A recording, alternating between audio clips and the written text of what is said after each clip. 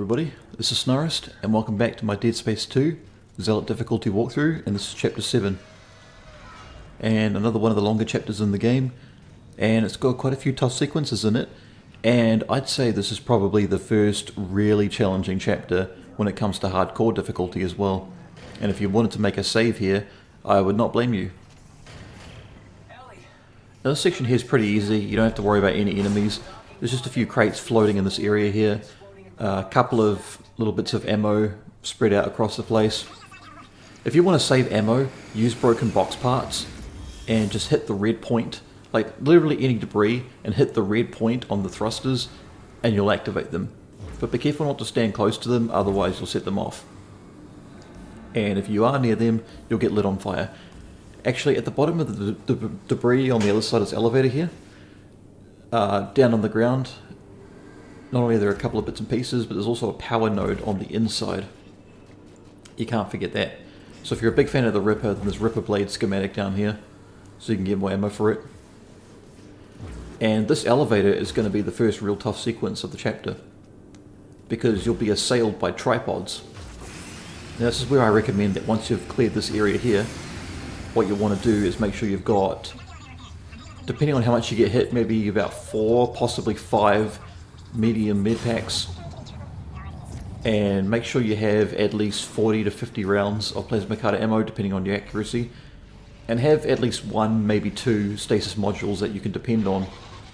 But before you get there, you'll have to deal with a leaper, and when you're taking care of that, go back to the store, sort your things out, and once your inventory is all clear and you've got what you need, then you'll need to go into the elevator, and then you'll want to move on to the next sequence. Now, this is where it is here. Now, the tripods can appear anywhere, so you need to keep your head on a swivel. Just 2 or 3 shots to the weak points with the plasma cutter is enough to knock it over. Even if you don't hit the weak points, they'll still fall over, but you have to keep in mind as well that when you hit a joint, it'll drop something, and when a joint breaks, they move away, and so you've got to take off like 2 or 3 joints per tripod, and there's a lot of them. Now, as soon as you sever one limb, you've got to immediately look around for the next. Now, you can't do anything about that unless you're psychic. But just keep in mind that when they hit you once on Zealot with the security suit and with 1 HP upgrade, you know, it's going to take about 3 hits for it to kill you. And it's got one of the better death animations in the game, I think. It's really just quite savage, because they cut your arms off, stab you through the stomach, and throw you out into space while you're screaming. It's pretty hardcore, honestly. But yeah, some of them take a little bit more, and the faster you do this, the less you'll have to worry about it, and the less likely you are to run out of oxygen. But I found that you don't need to worry about running out of oxygen. So I need to heal right now, and I just did. But yeah, you need to be careful you don't run out of ammo, because I just ran out of ammo right there and then. So that tripod fled, and it's going to a different part. And yeah, eventually all the tripods do die. If you noticed, I had 60 seconds left on my air tank, which means if you had the engineer suit, you'll have a lot less air, but you'll still have like 30 seconds or so. So if you can take them all out quickly, you'll not only get more supplies, but you'll also be able to last a lot longer. There's no such thing as standing in the middle and waiting them out. They will hit you from any range as long as you're still in there. So you need to keep them back and keep it going. And this here is pretty simple. It's just a bunch of spores lying around. They give you stasis tanks, funnily enough. And yeah, what you need to be careful of are the ones that are sitting above you, because you might think you can take them out by shooting them and lighting them on fire with 1 shot, and that'll be it, and they'll die.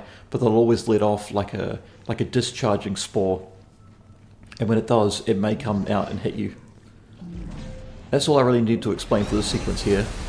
But what I will say is, if you happen to hear some sort of echo or some sort of whooshing sound, just very silently, that'll probably be the aircon going on in my room, because well, I live in Australia and it's hot as balls.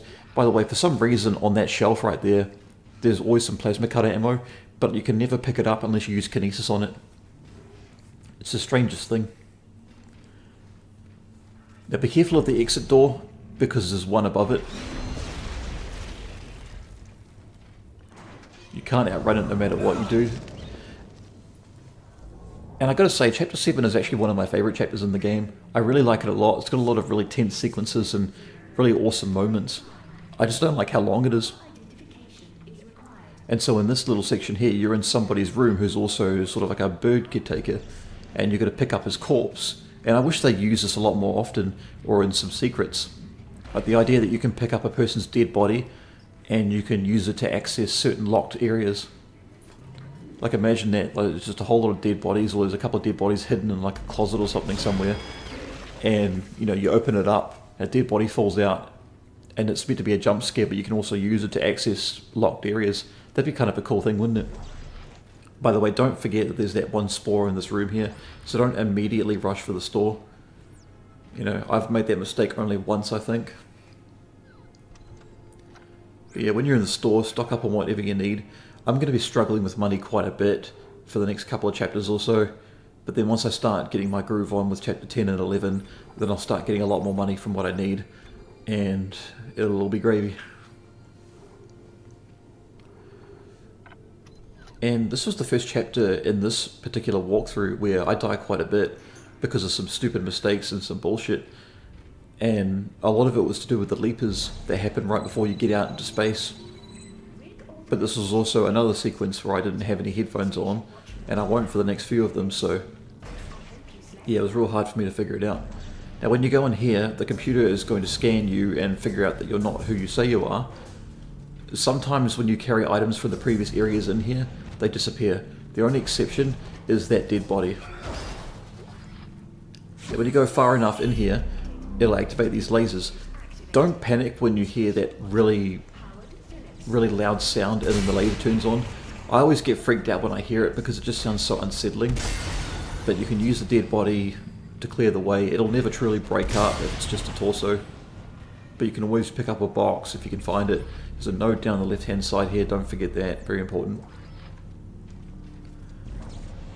And when you continue moving through, you're going to face more corridors like this one, but it's going to be a little bit more tricky because you have to deal with certain necromorphs, and you'll get an introduction to a new type as well, in the form of like the Divider's Remnants. Now this sequence here, this might catch a few people out, especially on hardcore, so I have to warn you, because you're going to get trapped between two lasers. So when you've done some looting here and you've wandered to the middle of the room, don't sprint. As soon as you hear that laser sound go off, just stop what you're doing. So stop moving. Move to between the lasers so you don't get hit by any splash damage. Just sit there and wait for the enemies to come at you. But stand as close to this back wall as you can, because you will only fall forward. If you're standing right on that side of the window when that laser goes off, or you're in the middle, unless your reflexes are super fast, you're not going to be able to stop that in time, and you'll get sucked out, or you'll get crushed in the door and killed. So yeah, stay to the far back of the right as you can, because you won't get sucked out that side. I think it's to do with the fact that the laser originates from whatever it gets projected out of on that side, and that's why that window gets shattered but everything else doesn't. Because it's not necessarily about the entire lasers detonating, it's just where it comes out of it. And the reason why you might think that is because you're used to being in tight little corridors, so those lasers seem like they're all exploding, but they're not. And funnily enough, while the yellow ones are like security lasers and meant to keep you out of places, you'll come across the odd ones that have blue lasers across hallways and stuff, but they're awkwardly placed. I've theorized that that's possibly due to soldiers that have detonator guns, and they set them up in hallways and stuff to kind of keep necromorphs from getting close, or to set them off like traps. Now I made a mistake here, because that leaper that was crawling on the window out there, that eventually comes in and attacks you. But don't get too relaxed in this area here, because there are quite a few necromorphs that will jump you, and there's me getting angry and stomping the shit out of them. Because when you stomp a body long enough, Isaac will start cursing and shouting. It's quite funny actually, I like that detail a lot. And in this walkthrough, when it comes to the rig, I'm not going to upgrade the air or the telekinesis damage when you impale enemies. It's not necessary, because, well, not only are resources reasonably plentiful, but most players aren't going to rely on the kinesis penetration, and if you do, good for you. Be careful of that one, because that sometimes trips me up with the proximity of the laser.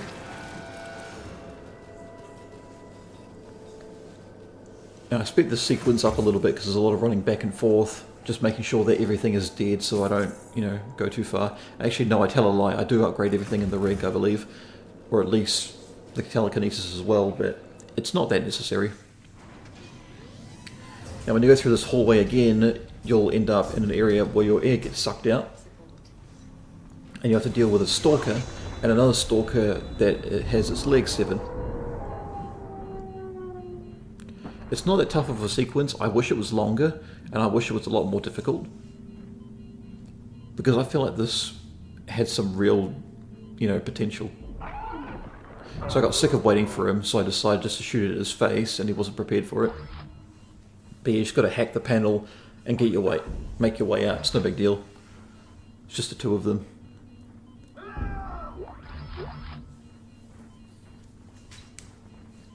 Now, I had a thought, but it's kind of been lost on me.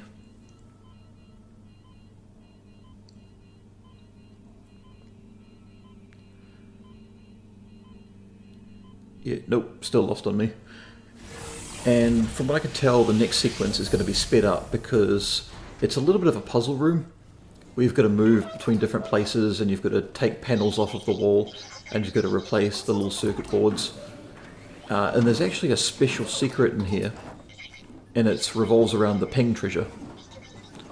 And it's important that you don't miss that, because not only do you get 2 power nodes, a bunch of cash, a little bit of ammo, but you also get the ping treasure, which I believe can be sold for about 10 or 20k. So there's going to be these little worm guys in the area. You can pretty much just walk all over them and shake them off when they get close, or just use these doors to take a few of them out. Now what you're going to need to do here is line these up so that they're all glowing green, and when they do, you need to activate the panel that's glowing red there on the floor. And I believe I make a mistake in jumping the gun and going all around the place, and I realised I'm supposed to be putting them in there and not rearranging them, because I got a little bit confused there.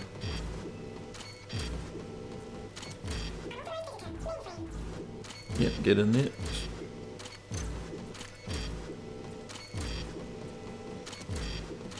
Thank God for editing and speeding this up, eh? Because I'm just getting familiar with what I did. So yep. And I believe it's the next one when you do the same puzzle that I make the mistake of not activating this thing and, just got to save a bit of time there.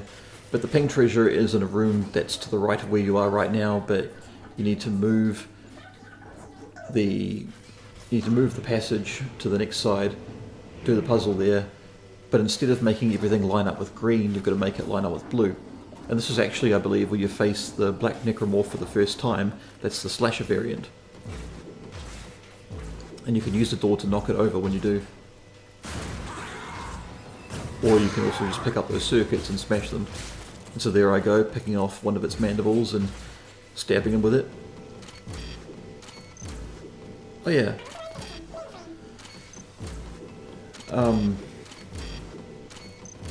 One of the, I guess it's kind of understandable, one of the sneaky things about high difficulty, especially when it comes to hardcore in particular, where anything can kill you, what always gets to me are the instant kill sequences where you either do them right or you fail. And you'll get one of those near the end of this chapter. Because there's several instances where I almost get killed. And I'll explain more when I get to them. But I swear I had a thought before and I completely lost it. Oh yeah, actually no, I remember now. I really thought Code Violet would have been my first game review for this channel, but no, I don't think it was worth it, just because not only is the player base, even at the beginning of the game's life cycle, was so little and so small that it wouldn't have mattered. And there I go, making a mistake. I shouldn't have gone straight in there. I should have activated the panel that's at the front of the glass and then gone back through, but I didn't, wondering what the hell's going on. I'm like, oh, there we go. Now, I wanted it to be Code Violet, and I was really earnestly giving the game a try, but it just controlled too much like shit, and I hated it. And so I figured it's best just to let it die. Even if I come back to bash the game later, it just feels pointless. So Code Vein 2 is going to be my first proper walkthrough of the game, and there I go with a transition, just to speed it back up. Well, not speed it back up, but reduce it to normal speed. And I make a mistake here, because I should have hit the stasis on the Black Necromorph Slasher, just to keep it steady, while I took care of the other guy with armor, and then gone back to the Black Necromorph, because I'm almost dead. You see, when you go down there, the different, I suppose, power circuits, mainframe circuits that you have to destroy, there's 5 of them. You can just shoot them and everything, but whenever you go in there, one of the necromorphs will spawn in, and as you keep on destroying them, you'll get a couple more of them coming in as well. Now, I was stupid in making a mistake there and missing him when I should have used stasis as well, but I don't know how the hell that one missed me.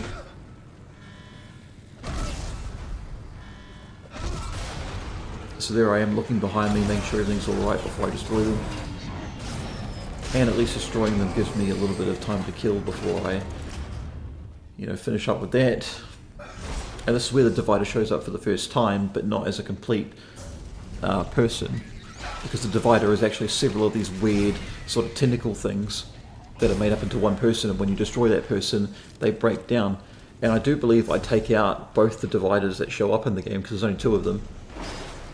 But I shouldn't have done that. I should have just hit them with stasis and ran on, because they're just annoying to fight and they take so much damage. But yeah, when it comes to doing my first proper game review, it'll be for Code Vein 2. I don't know how long it'll take, because not only is My Hero All's Justice coming out in a week and I plan to play the shit out of that game, I am going to give Code Vein an earnest go. I want to try and beat the game, taking my time as well, before that game comes out, so I can at least get a good idea of it and give a quick, a brief post explaining how I think about the game now that I've beaten it. But I've still got more to go, because I want to see the other endings, I want to experiment more with the different weapons, I want to see how New Game Plus plays out. And when that happens, Code Vein 2's review could be delayed a little bit. But even if I don't have any of the econ going, if I just speak normally the way that I am, something I'm worried about is, even though it might be turned off, there's probably going to be a slight echo. I think what would help, instead of just having very, very muffled background music in the form of the game's audio, I think having a little bit of music, like in the form of some sort of tune or jingle, can definitely elevate it. And when it comes to doing a proper review for a game, I feel like a script is important, but paying more attention to the editing process of making sure that any breaths or any sort of stuttering like I'm doing right now gets cut out. So I just sort of say one line, say it properly, even if a little bit slowly, and I piece it all together, which is going to be a pretty big undertaking for me and very new to what I'm used to. But I'll get back to that in a moment. The sequence here, you'll get leapers jumping out at you when you get further along, but there'll be lurkers on the walls, you'll hear them, but they're very difficult to see in the sequence, and this part actually killed me quite a bit. And I got real frustrated at it for a long time. But, it's not super difficult if you just take your time and make sure you deal with the lurkers as soon as you can. Don't push up too much, otherwise you'll bring in other enemies that will spawn in. And there's a secret door at the end there that can be accessed by a node. So you go ahead and do there, collect all the rewards, and it's quite a long way to go before you get to another store. And it's a shame too, because there's a lot of loot in this chapter. But you get the contact beam schematic, and if you love the contact beam, well, great, because the contact beam is amazing, and in particular it's very useful against the bigger necromorphs, because it only takes one good charge shot. I'm pretty sure no matter how much you've improved the damage, it'll still be the same. As my voice cracks a little bit there. But yeah, I think after a little bit of testing and having a bit of background music that's not too loud but still noticeable, I wonder if I can get away with how things are right now with my audio quality. Because I'm speaking a lot more confidently than I used to, and I've gotten over those issues, and I'm going to talk the way that I talk, it's just how it is. The thing is, my Blue Yeti microphone has that little circular shield over the front of it, which kind of eases the echo on the mic, and I'm surprised at how well it can take my voice, but nothing else. I mean, it's very subtle, but you can't really hear it. And while I can always boost the volume of my voice and everything, that's great. I don't know how it's going to come out, and I know that Audacity is used by quite a few streamers, or even people that make YouTube videos, so it balances out the audio. I don't know exactly what it would do in potentially removing any sort of echoing, but if that's all it's really good for, I don't know why a lot of modern programs aren't able to do this, so maybe I'm worrying about nothing. But Code Vein 2 people have already made up their minds that it's kind of a mixed game on Steam, and people aren't so sure about it, or they're not really that keen on the price and this and that. And that's understandable.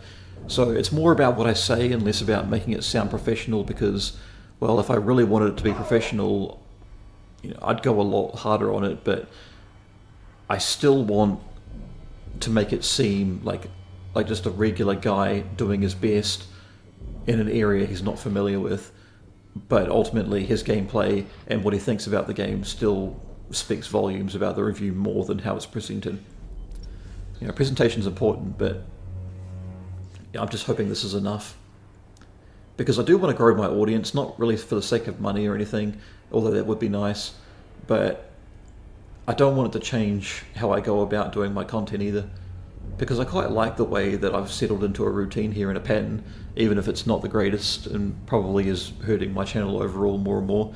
But as I'm doing this commentary, I've actually got my first couple of parts of my God of War 3 video up, and while the first part, which is covering the intro to the game and the boss fight against Poseidon, I'm surprised it didn't do all that well. Like, it's only got a few views, but then I look at the next part, and it's just all of the underworld sequences right before you get to Hades Palace, and it's got like nearly 20 views, and so it's already on its way to becoming one of my favourite videos as far as how my channel's been going for the last week and a half that it's been, ready and available. Because the other two that are ahead of it are a couple of Ruby Grim Eclipse videos, and I'm quite surprised at that, honestly. But I also saw there was a Steam sale, and so I'm checking to see if my wishlisted games that I want to try and cover are available, and I ended up picking up Solstice and Sword Art Online Fatal Bullet. And while Fatal Bullet isn't going to come till after I've done Hollow Realization and possibly Excel World vs Sword Art Online, Fatal Bullet was only $8, so I definitely picked that up, absolutely. And Solstice was, I think, maybe like $10, which is a great deal for me, because Solstice, if you do all the difficulties, it takes a long time to get through. And if you do all the challenges, it takes a long time to get through as well. But trying to get diamond rank on all those challenges is a nightmare. Trying to get diamond rank on all the missions is something I've never done before, but I would love to give it a shot. I know there's a YouTuber named Ben Gunn who does unscripted, uncommentated walkthroughs and stuff like that every once in a while, and he's got a complete walkthrough of that's uncommentated on diamond rank, and I want to pay attention to it sometime so I can figure out how he got diamond ranks, because I think when you get into Berserk State and use it, because you get it often, I wonder if that hurts your score for the cost of taking care of the enemies and getting savage with it. So I completely just skipped over what just happened there. But yeah, if you stick to the outer ring of the station, you can pick up a lot of items. But then when it comes to that tentacle thing that came out, that's an introduction to an enemy that I don't know the name of. But be careful of those spores, because when they fire them out, those spores do a lot of damage and they track onto you really well. So you need to move as far to the left or the right as you can and move around it. If you can, get close up to it, hit it with stasis, and just keep shooting at the three things until it dies. The three glowing orange spots. And this is a sequence that can catch you out as well if you're not careful, especially on hardcore. Now on this, debris is going to come flying at you as you're flying back towards Titan, so you need to move to the right, then the left, and stay to the far left there, otherwise that's going to clip you. And of this, you need to be careful. Stick to the middle and then move a bit to the right as the debris comes at you. I'm boosting every once in a while. You can see my boots glowing. So with that one, you need to stay to the bottom and then move upwards. With this, you move to the left until you're in the tunnel, and then move right and down a little bit, and then move to the far right as soon as you get clear of the debris, but up a little bit just in case you get nicked by the edge of that piece of metal debris. And that's basically all there is to the sequence. And boost straight down towards the building. I don't think you can, avoid it. You're already won. It's quite a cool little sequence. And definitely one of the highlights for me as far as Dead Space goes, just this random out-of-pocket moment, but just works really well. You don't expect it.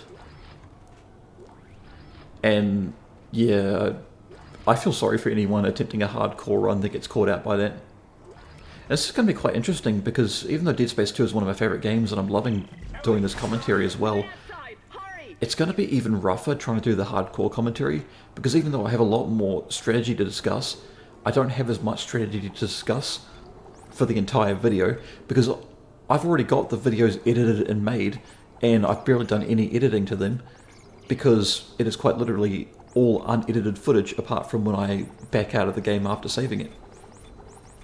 So I have a lot more to say on that one, but, you know, even during cutscenes, I'm just going to be mostly talking about story and characters, but, you know, there's not a whole lot to discuss, so I need to be really careful before I start doing commentary on that walkthrough.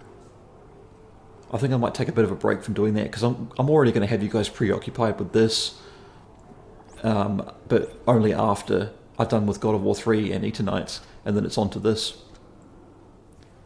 But given how easy Code Vein 2 has been as far as regular enemies go outside of bosses, I could easily see myself making a walkthrough of Code Vein 2, just skipping a lot of tough sequences, skipping a lot of optional content, and just using a bare minimum build and dealing with the bosses and trying to get the harder endings, which is presumably the good endings where you've got to take on the deliberately more challenging fights in order to acquire that good ending. But it's only the beginning, like 6th or 5th of the game. You know, still got up to 20 hours to go, so, you know, who knows how it's going to go. Now, a lot of the lockers and boxes and chests in here that were locked up, they're now open, so you can go ahead and take care of them as soon as you get to the transport hub, which is this area here, because they'll have loot in them, and you need to get through it as soon as possible. And this is a really tough sequence, because not only did I have no headphones, so I couldn't hear what was happening, but you need to get used to moving around like crazy. If you stand still, you're dead, especially on Zealot difficulty. Stick to one of the poles and move around it, because you'll get spitters that come in every once in a while, and if you're lucky, those spitters will hit the poles and it'll completely shield you from their attack. I believe if you're careful enough, you can catch the spitter ball with kinesis and throw it away, but don't quote me on that. Like, I'm sure you can, but I don't know if you can or not. Try to keep near the middle or around the pole areas so you can avoid getting hit like that. But if you stay against the wall, it'll work against your favour, because there's all sorts of little crevices and cracks and even counters of shops where the enemies can go around them and catch you out. And I barely got the health off on that one in the stasis. And so that door that says CEC, that big door to the right, that's where you need to go once Ellie's got it all opened up. And so she's struggling to get it open, and this is like a hold the line for about a minute or two, you know, trying your best. This is where I'd recommend having a lot of health, maybe 1 or 2 stasis packs, and then having a bunch of ammo, like enough for 50 to 60 shots. You probably don't need that many shots, but yeah, I believe I came out of this sequence with no health left, like no spare health packs and not a lot of ammo. I could be wrong, but I definitely did on hardcore, and it was one of those instances where I backed myself up against the wall and I almost got overwhelmed and swarmed. And if I almost got overwhelmed and swarmed and killed on that, if you try that same strategy on Zealot, you're definitely going to get killed. So make sure you just stay in the open, keep running around, stick to one of those pole areas so that the spitters can, you know, hopefully their projectiles will miss and catch the column instead of you. So now you're in the sequence here, and you just need to go into a store, buy any items that you need, sell anything you don't, and then you'll be moving on to Chapter 8. And Chapter 8 is much shorter, a lot shorter, and Chapter 9 is just a little bit longer, but not too much longer. You know, any stasis packs I can spare, I put them in my storage, but I make sure to load up on ammo, and maybe, you know, just a spare node. I don't know why I didn't buy more ammo there, I really should have. But I think I was saving up for the vintage suit, which cost quite a bit, and the vintage suit is something we get in this chapter. But that's enough of this one. I'll see you guys in the next one.